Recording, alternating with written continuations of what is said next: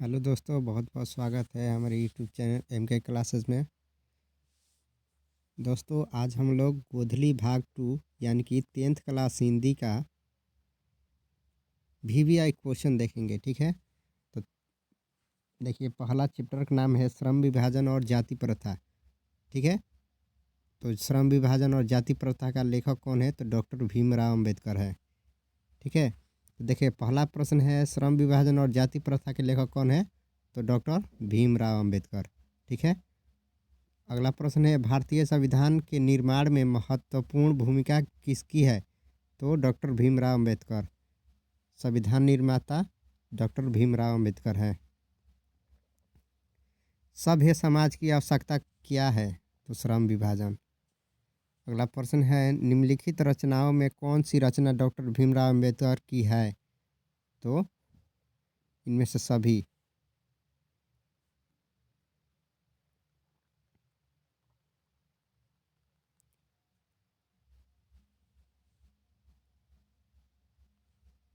देखिए, अगला प्रश्न है भीमराव अंबेडकर के चिंतक तथा रचनात्मक के इनमें से कौन प्रेरक व्यक्ति माने जाते हैं? तो महात्मा बुद्ध, कबीर, ज्योतिबा फुले, सभी। तो सभी होगा। अगला प्रश्न है जाति प्रथा का प्रमुख दोष क्या है? तो इसमें व्यक्ति न चाहते हुए भी पेशों से जुड़ जाता है। ठीक है, अगला प्रश्न है भीमराव अंबेडकर यानी कि डॉक्टर भीमराव अंबेडकर का जन्म कब हुआ था? तो 14 अप्रैल 1891 में। ठीक है, अगला प्रश्न है बाबा साहब भीमराव अंबेडकर यानी कि अंबेडकर महत्वपूर्ण वाङ्मय कितने खंडों में प्रकाशित की गई? तो 21 खंडों में। अंबेडकर का जन्म कहाँ हुआ था? तो मध्य प्रदेश के महू में।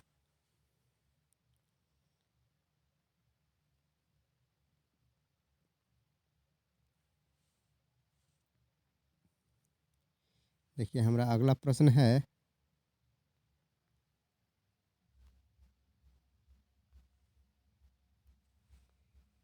हिंदू धर्म एवं भारतीय समाज की कुरीतियाँ और विसंगतियों पर निम्नलिखित में किसने प्रहार किया? तो भीमराव अंबेडकर ने। अगला प्रश्न है भारत में बेरोजगारों का एक प्रमुख व अप्रत्यक्ष कारण क्या है? तो जाति प्रथा। अगला प्रश्न है श्रम विभाजन और जाति प्रथा पाठ बाबा साहेब के किस भाषण का संपादित अंश है? तो आपका राइट आंसर सी हो जाएगा, एनहिलेशन ऑफ कास्ट। ठीक है, देखिए, ये आपका VVI प्रश्न है। इसमें दूसरा लेसन अब स्टार्ट होता है 20 के दांत। ठीक है, 20 के दांत। 20 के दांत के लेखक कौन है? तो नलिन विलोचन शर्मा। देखिए, पहला प्रश्न है 20 के दांत कहानी के रचयिता कौन है? तो नलिन विलोचन शर्मा। देखिए, इस चैप्टर में खोखा का दूसरा नाम क्या था? तो कासू। मदन किसका पुत्र था? तो गिरधर का। ठीक है, अगला प्रश्न है 20 के दांत कैसी कहानी है? तो मनोवैज्ञानिक है। 20 के दांत समाज के किस वर्ग का मानसिकता उजागर करती है? तो निम्न मध्य वर्ग का। ठीक है, देखिए, हमारा अगला प्रश्न है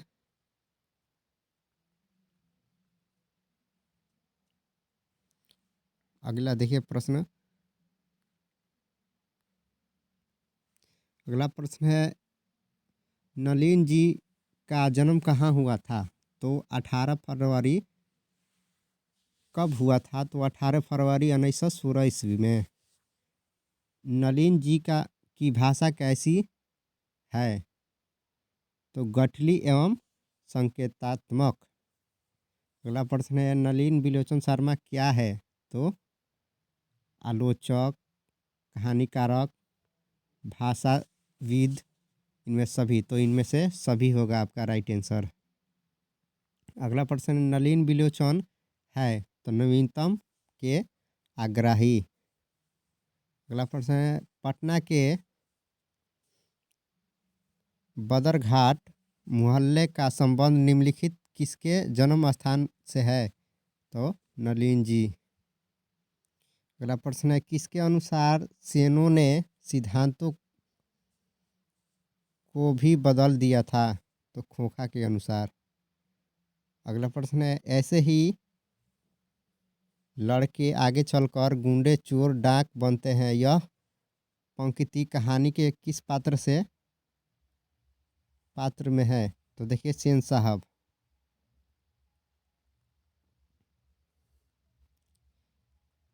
पंक्ति कहानी के किस पात्र ने कही? तो सेन साहब। देखिए हमारा अगला प्रश्न है, देखिए अगला हमारा लेसन है, ठीक है। अगला लेसन है भारत से हम क्या सीखे। इसके राइटर हैं मैक्स मुलर, ठीक है। तो चलिए पहला प्रश्न है फ्रेडरिक मैक्स मुलर किस पाठ की रचयिता है? तो भारत से हम क्या सीखे। मैक्स मुलर कहाँ के रहने वाले थे? तो जर्मनी के। भारत कहाँ बसता है? तो लोगों के मनों में, ये मैक्स मुलर का कहना था। पारसियों के धर्म का क्या नाम है? तो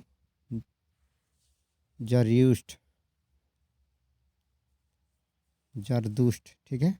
अगला प्रश्न है मैक्स मुलर का जन्म कब हुआ था? तो 6 दिसंबर 1823 ईस्वी को। मैक्स मुलर का पूरा नाम क्या था? तो फ्रेडरिक मैक्स मुलर।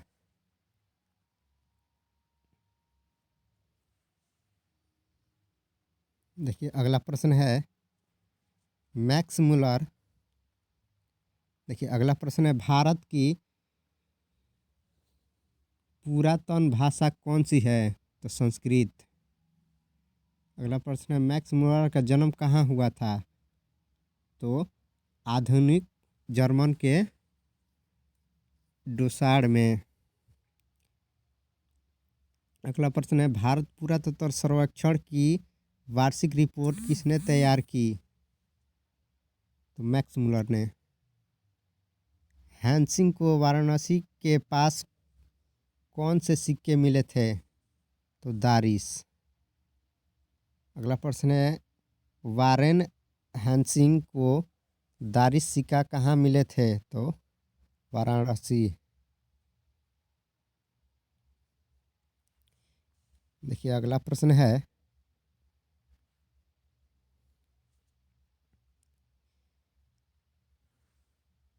दारिस नामक सोने के सिक्कों से भरा घड़ा किसे मिला था? तो वारेन हैंसिंग। किसके अध्ययन क्षेत्र में भारत के कारण नवजीवन का संचार हो चुका है? तो नीति कथा, ठीक है।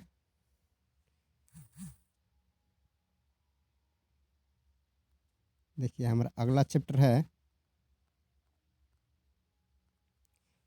चौथा नंबर चैप्टर है नाखून क्यों बढ़ते हैं। इसके लेखक है हजारी प्रसाद त्रिवेदी, ठीक है। अगला प्रश्न है नाखून क्यों बढ़ते हैं किस प्रकार का निबंध है? तो ललित। हजारी प्रसाद द्विवेदी किस निबंध के रचयिता हैं? तो नाखून क्यों बढ़ते हैं। अल्पज्ञ पिता कैसा जीव होता है? तो दयनीय।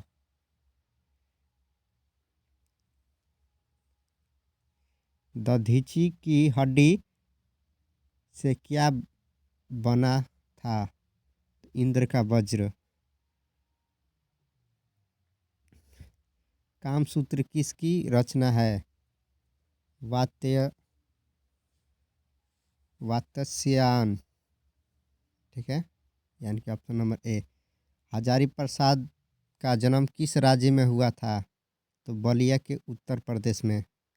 हजारी प्रसाद द्विवेदी का जन्म हुआ था तो 1907 ईस्वी में।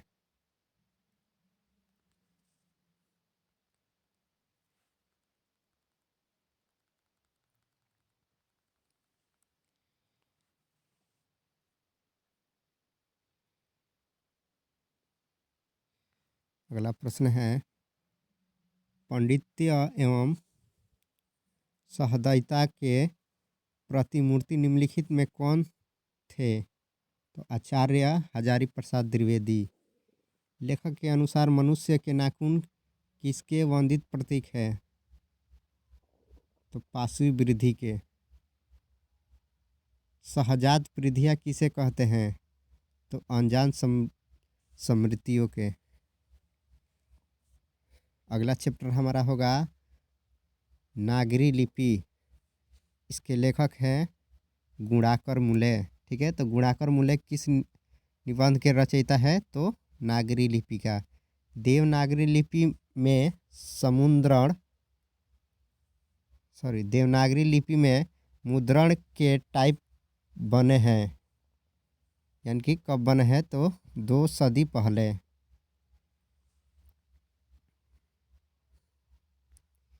हमारा अगला प्रश्न है, नागरी लिपि कब एक सर्वदेशिक लिपि थी? तो 8वीं से 11वीं सदी में। पहले दक्षिण भारत की नागरी लिपि क्या कहलाती थी? तो सिद्धम। ठीक है। हिंदी के आदि कवि का नाम क्या था? तो सरहदपाद। गुणाकर मूले का स्वर्णवास कब हुआ था? तो 2009 में। गुणाकर मूले का जन्म किस राज्य में हुआ था? तो महाराष्ट्र में।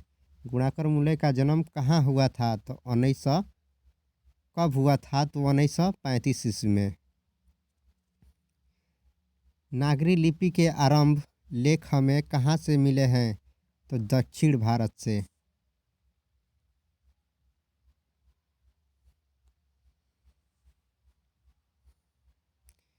अगला प्रश्न है, बेतमा दान पत्र किस समय का है? तो 1020 ईस्वी का है।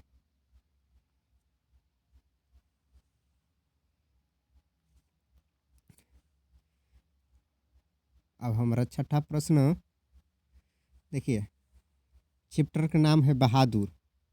ये 6वां चैप्टर है। इसके लेखक हैं अमरकांत। बहादुर का लेखक कौन है? अमरकांत है। ठीक है। देखिए, पहला प्रश्न है, बहादुर के कहानीकार कौन है? तो अमरकांत। बहादुर कैसी कहानी है? तो सामाजिक कहानी है। इसमें समाज के बारे में बताया गया है। बहादुर अपने घर से क्यों भाग गया था? तो माँ की मार के डर से। निर्मला कौन थी? तो कथाकार की पत्नी। अमरकांत का जन्म कब हुआ? तो 1925 ईस्वी में। निम्नलिखित में से किसे व्यास सम्मान से सम्मानित किया गया है? तो अमरकांत। हिंदी कहानी को नई दिशा प्रदान करने वाले कलाकार है? तो अमरकांत।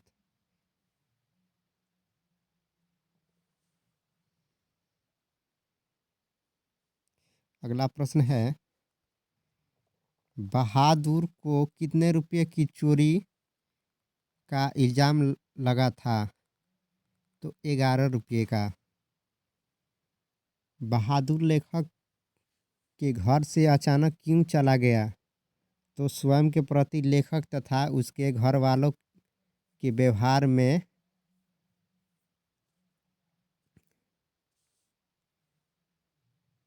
आए परिवर्तन के कारण।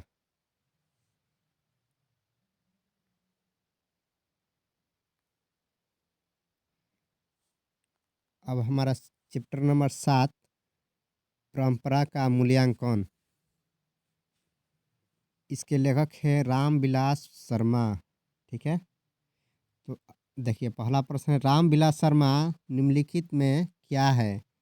तो आलोचक। परंपरा का मूल्यांकन के लेखक कौन है? तो रामविलास शर्मा। परंपरा का मूल्यांकन निबंध किस पुस्तक से संकलित है? तो परंपरा का मूल्यांकन। दूसरों की नकल कर लिखा गया साहित्य कैसा होता है? तो अधम। अगला प्रश्न है, राइफल लियोनार्दो दी दी विंची और एंजेलो किसकी देन है? तो इटली की।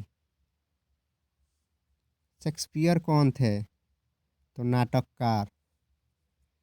रामविलास शर्मा का जन्म कब हुआ था? तो 10 अक्टूबर 1912। 10 अक्टूबर 1912 ईस्वी को रामविलास शर्मा का जन्म हुआ था।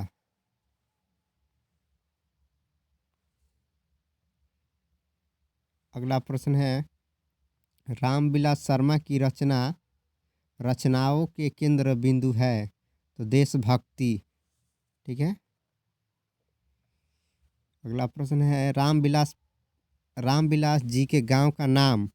तो ऊंच गांव सानी। साहित्य की परंपरा का पूर्ण ज्ञान किस अर्थव्यवस्था में संभव है? तो पूंजीवादी अर्थव्यवस्था। पूंजीवादी अर्थव्यवस्था।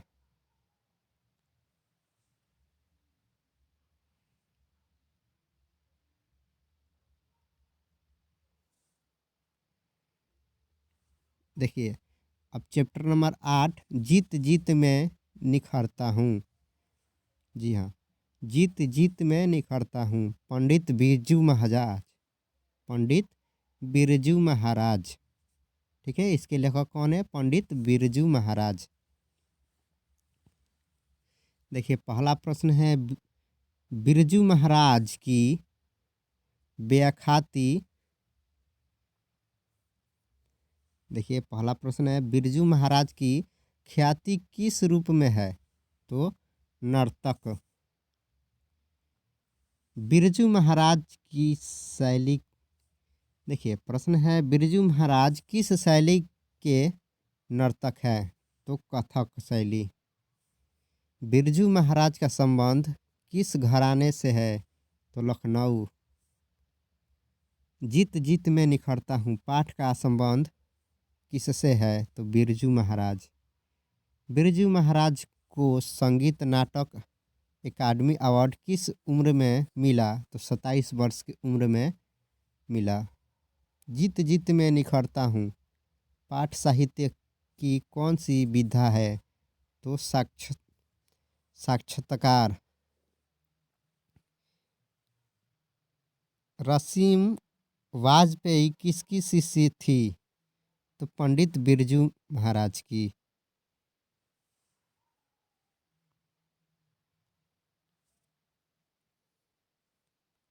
हमारा अगला प्रश्न है,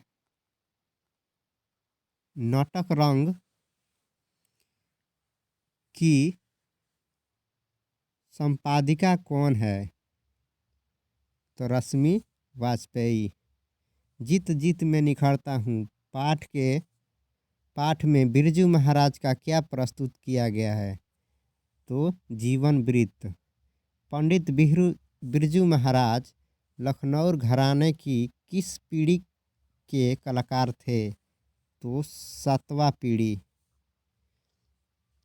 पंडित बिरजू महाराज का जन्म कब हुआ? 4 फरवरी 1938 ईस्वी को।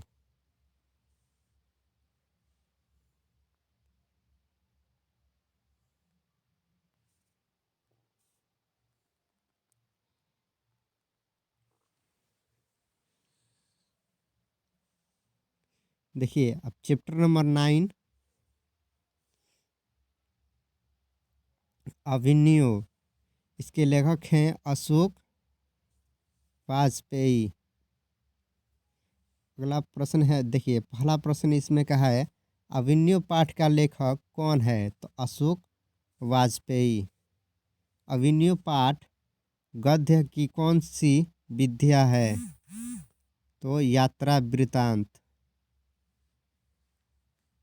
अभिनव किस नदी के किनारे स्थित भाषा है? तो रोन। ला शत्रुज क्या है? तो ईसाई पाठ। पिकासो क्या थे? तो चित्रकार।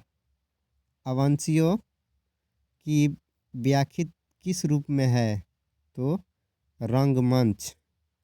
वाजपेयी ने officer of the order of cross सम्मान किस साल प्राप्त किया? 2004 में।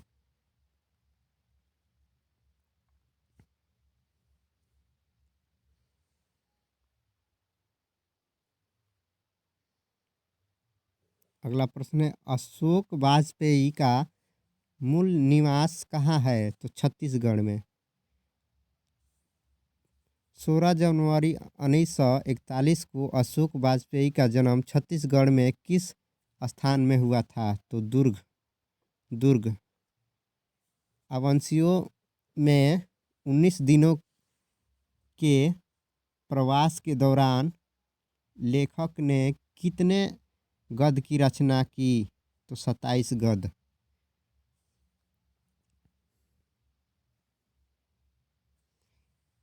ल मादामोजेल द अवंसियो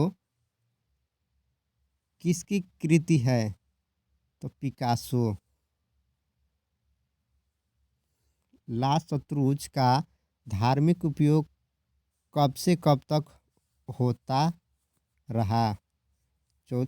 तो 14वीं सदी के फ्रेंच क्रांति तक।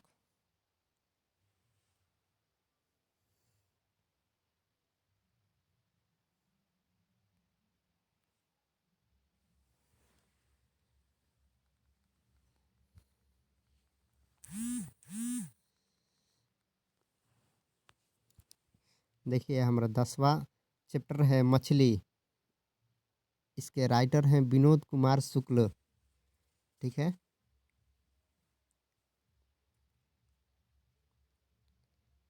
देखिए हमारा पहला प्रश्न है, मछली किस कहानीकार की रचना है? तो विनोद कुमार शुक्ल। मछली किस प्रकार की रचना है? तो सामाजिक। महाविद्यालय पुस्तक में कौन सी रचना संकलित है? तो मछली।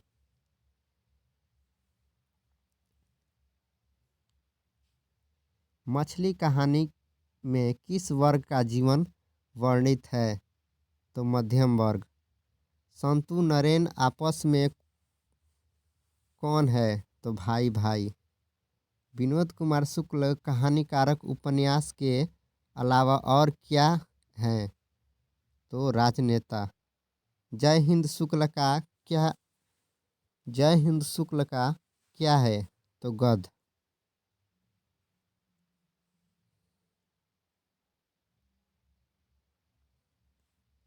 अगला प्रश्न है, विनोद कुमार शुक्ल कहाँ के निवासी हैं? तो छत्तीसगढ़ के।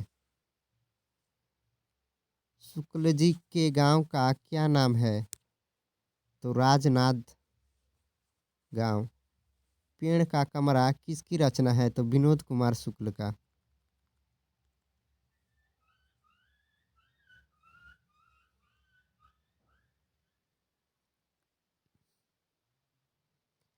देखिए हमारा 11वां चैप्टर है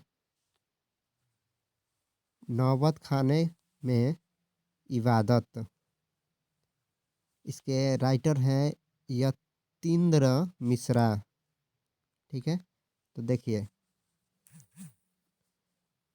नौबत खाने में इबादत पाठ के लेखक कौन है?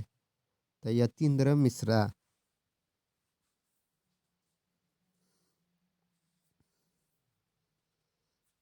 बिस्मिल्लाह खान का असली नाम क्या था?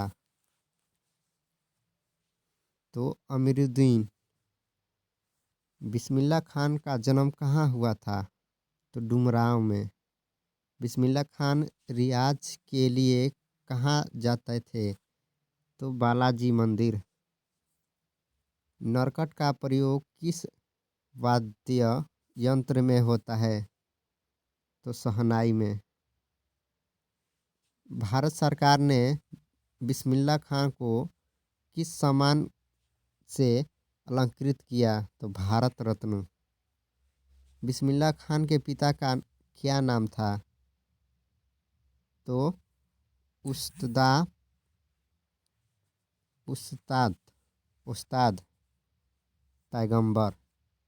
ठीक है, उस्ताद पैगंबर। अगला प्रश्न है, बख्श खां अमरुद्दीन आगे चलकर किस नाम से विख्यात हुआ? तो बिस्मिल्लाह खां।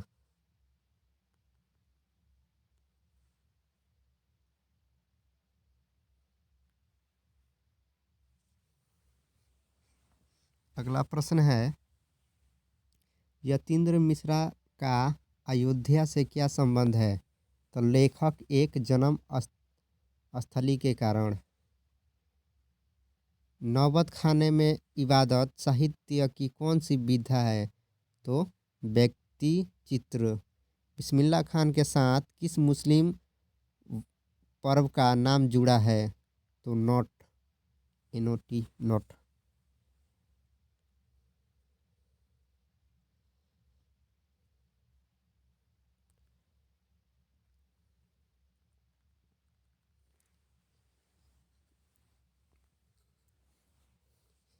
देखिए हमारा 12वां चैप्टर है शिक्षा और संस्कृति। इनके लेखक कौन है? तो महात्मा गांधी। ठीक है, तो चलिए इस प्रश्न को देखते हैं। पहला प्रश्न है इसमें का, शिक्षा और संस्कृति पाठ के लेखक कौन है? तो महात्मा गांधी। शिक्षा और संस्कृति शीर्षक पाठ्य गद्य की कौन सी विधा है? तो निबंध है। गांधी जी को महात्मा किसने कहा? तो रविंद्रनाथ टैगोर ने। गांधी जी की दृष्टि में उदात्त और बढ़िया शिक्षा क्या है? तो अक्षर ज्ञान। गांधी जी शिक्षा का उद्देश्य क्या मानते थे? तो चरित्र निर्माण। दक्षता टाल्स्टाय कौन थे? तो रूसी लेखक।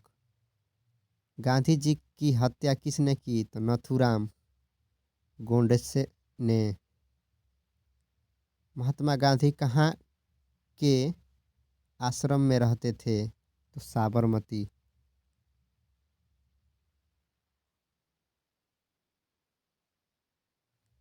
अगला प्रश्न है, पोरबंदर कहाँ स्थित है? तो गुजरात में। गांधी जी का जन्म कहाँ हुआ था? तो पोरबंदर। गांधी जी 1858 में पढ़ने के लिए कहाँ गए? तो लंदन। गांधी जी का दक्षिण अफ्रीका प्रयास गांधी जी का दक्षिण अफ्रीका प्रवास कब से कब तक था?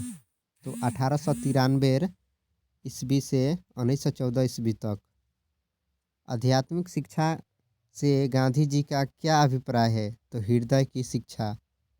महात्मा गांधी के अनुसार उदात्त व बढ़िया शिक्षा क्या है? तो अहिंसा, प्रतिरोध।